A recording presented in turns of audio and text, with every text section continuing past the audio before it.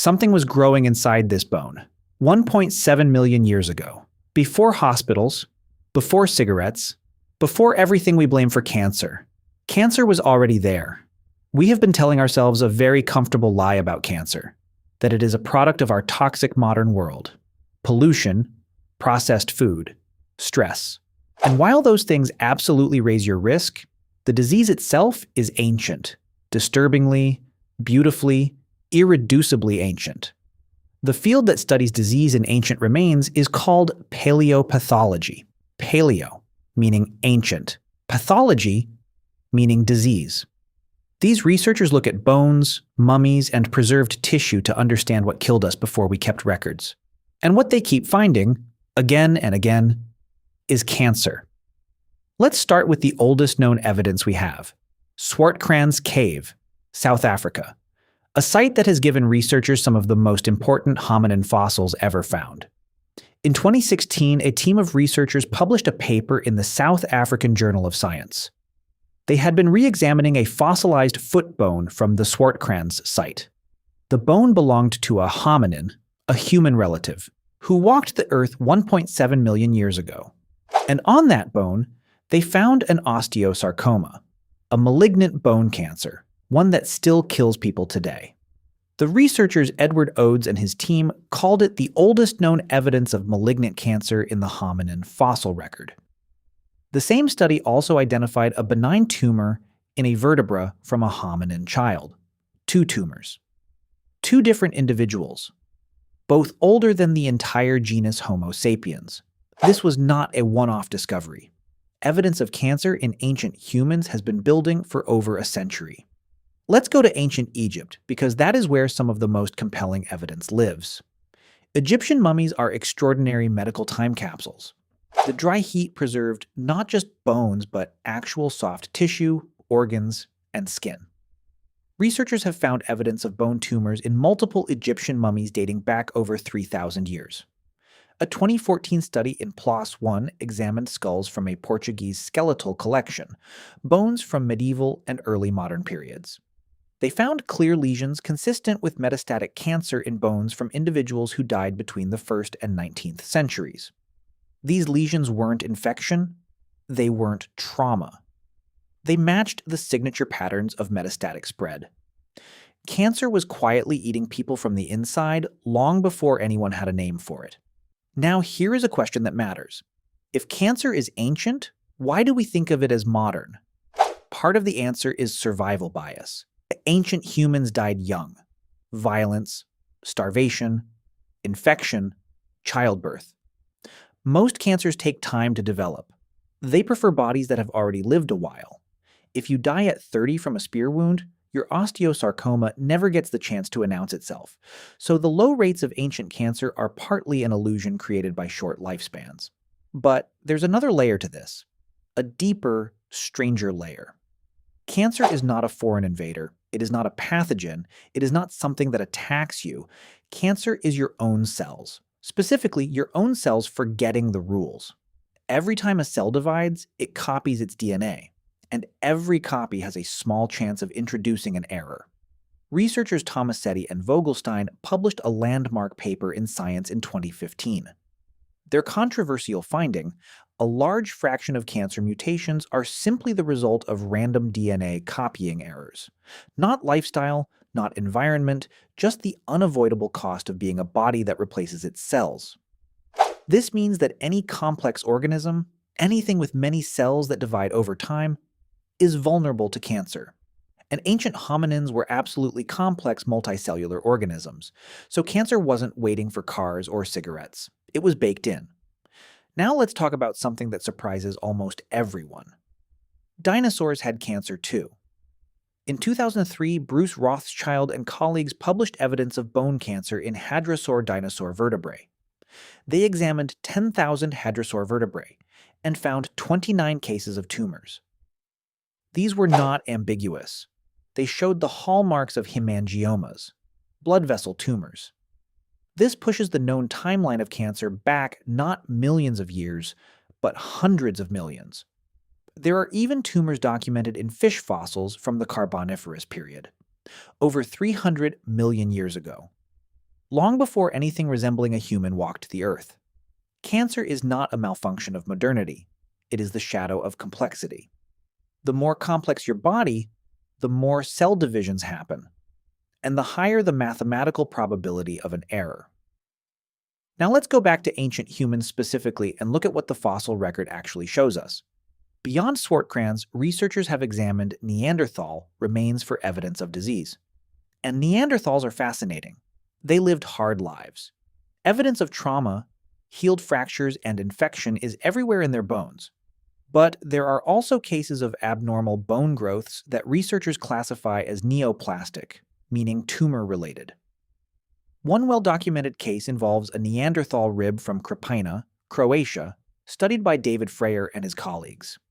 The rib shows a fibrous dysplasia, a benign bone tumor, in a specimen roughly 120,000 years old. The Neanderthal who carried that tumor in their body had no doctor, no treatment, no diagnosis. They simply lived with it, or died because of it, and we will never know which. There is something profoundly humanizing about that, but paleopathology faces a significant technical challenge that is worth understanding. Most soft tissue cancers leave no trace on bone at all. Breast cancer, lung cancer, pancreatic cancer. These are the most common killers today. But they die with the soft tissue, they rot away, they leave nothing for researchers to find 10,000 years later. This means the fossil record dramatically undercounts ancient cancer. Every confirmed ancient cancer case is the tip of a biological iceberg we will never fully measure. There is one exception to this invisibility problem: mummies. CT scanning technology has revolutionized what paleopathologists can see inside ancient remains. Without unwrapping or damaging them, researchers can now peer inside 3,000-year-old bodies. And what they have found in some of these scans are lesions, masses, and abnormalities consistent with cancer. A 2011 study published in the journal Antiquity examined 17 Egyptian mummies using CT scanning. One mummy, a man aged approximately 50 to 60 years old, showed evidence of an abnormal tissue mass in the pelvis. The researchers were careful. They noted it was consistent with cancer but could not confirm it definitively. That word, consistent, comes up a lot in paleopathology. It is the honest word, the careful word, because diagnosing cancer in a 3,000-year-old body is genuinely hard. Infection can leave marks that mimic metastatic cancer. Trauma can mimic benign tumors. This is why each confirmed case represents enormous careful work by teams of specialists. And the ancient DNA revolution is making all of this sharper. Researchers can now occasionally extract ancient DNA from well-preserved specimens. And in theory, cancerous cells carry distinctive DNA mutations, signatures that could be identified even in ancient material. This field is young, but it is moving fast. Now step back and think about what all of this means philosophically. We spend enormous cultural energy imagining a pristine ancient past. Clean, healthy, natural. But the ancients had cancer. They had arthritis. They had parasites. They had dental abscesses. The human body has always been a complex machine running on imperfect code. Cancer is not an insult to the body.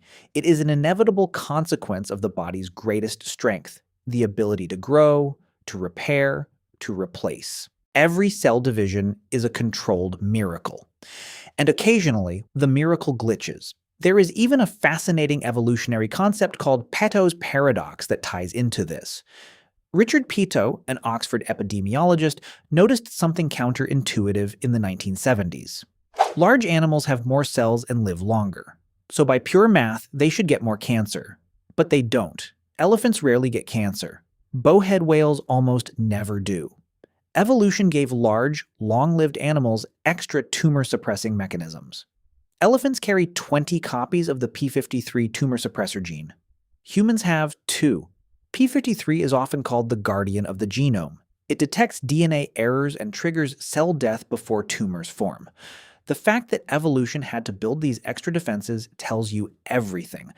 Cancer is such a persistent evolutionary pressure that large animals had to develop special countermeasures over millions of years. It was never going to be defeated by simply living a clean life. So what do we actually know about cancer rates in ancient versus modern humans? This is genuinely disputed. Some researchers argue rates were meaningfully lower in the past. A 2010 study by Rosalie David and Michael Zimmerman in Nature Reviews Cancer caused a stir. They reviewed hundreds of mummies and ancient skeletal remains and argued that cancer was far rarer in antiquity. Their conclusion was that modern industrial and lifestyle factors were driving a genuine increase. The study was widely reported as proving cancer is a modern disease. Headlines went wild, but other researchers pushed back hard. Their core criticism: you cannot compare cancer rates between ancient and modern populations when preservation is so radically different. You would expect fewer ancient cancers even if rates were identical, simply because the evidence decays. The consensus today is nuanced. Modern factors do increase certain cancer risks significantly. Tobacco alone is responsible for roughly 22% of global cancer deaths. UV radiation, processed carcinogens, chronic inflammation from modern diets, all real amplifiers. But the underlying mechanism, the cellular chaos of uncontrolled division, has been with us since before we were human. There is one more layer to this story that almost never gets talked about. Some researchers have proposed that certain cancers may have been even more common in specific ancient populations. Not because of toxins, but because of specific infections. About 13% of cancers worldwide today are caused by infectious agents. Helicobacter pylori causes stomach cancer. HPV causes cervical cancer. Hepatitis B and C cause liver cancer. These pathogens are ancient. They infected ancient humans. They caused cancer in ancient humans. H. pylori has been found in the gut of Otzi the Iceman, the 5,300-year-old mummy found in the Alps in 1991. Otzi didn't get the chance to develop stomach cancer. He was murdered by an arrow through the shoulder. But the bacteria was already there, already capable of triggering that cascade. Ancient humans living in crowded camps, sharing food, sharing water, perfect conditions for pathogen-driven cancer risk. The story of ancient cancer keeps getting more complex the closer you look. And there is something else, something that makes cancer's ancient history feel almost cosmic. Cancer, at its most fundamental level, is what a cell looks like when it stops cooperating with the collective. It reverts to a more ancient, selfish mode of existence. Just divide, just survive, just grow. Evolutionary biologists like Athena Actipis have written about cancer as a breakdown of multicellular cooperation. The cooperation that makes complex life possible is the same cooperation that cancer exploits. From the moment multicellular life evolved, somewhere around 600 million years ago, this tension existed. Organisms that figured out how to suppress it survived and evolved. Every single living thing on Earth today is the descendant of ancestors who won that fight, at least long enough to reproduce, including that hominin in Swartkrans Cave 1.7 million years ago. We don't know if the osteosarcoma killed them. We know it was there. We know that something that walked upright, that had a face, that felt pain, carried a malignant tumor. And the world around them didn't care. The savannah didn't pause. The predators didn't stop. There is a reason this matters beyond pure curiosity. Understanding cancer's ancient origins changes how we think about treating it. If cancer is deeply woven into biological reality, then the goal of total elimination may be fundamentally misframed. Some researchers argue we should think about cancer management the way we think about chronic conditions: containment over cure. Others are inspired by elephant genetics. If evolution already built better cancer defenses, maybe we can borrow them. Research into engineering human cells with additional PAWD53 copies is already underway. The ancient fossil record is, in this way, directly informing the future of medicine, from a bone in a South African cave to a gene therapy lab in the 21st century. That is a staggeringly long thread to follow. Let's take a moment to sit with what we now know. Cancer has been documented in animals from over 300 million years ago. It has been found in dinosaurs, in fish, in ancient hominins, in Neanderthals, in Egyptian mummies, in medieval Europeans.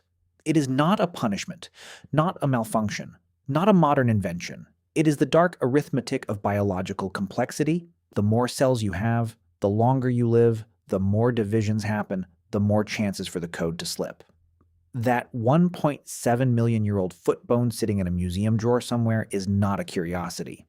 It is evidence that the thing fighting inside the bodies of millions of people right now is not new. It is old. It is very, very old. And it has always been part of the price of being alive, and somehow knowing that feels like it changes something. Not the terror of it, but the strange, solemn solidarity of it.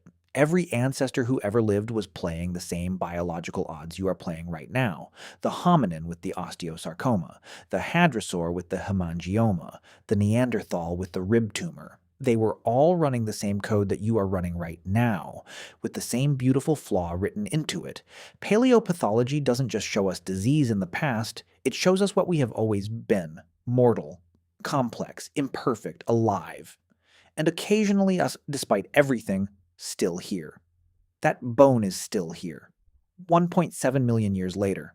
And so, somehow, are we?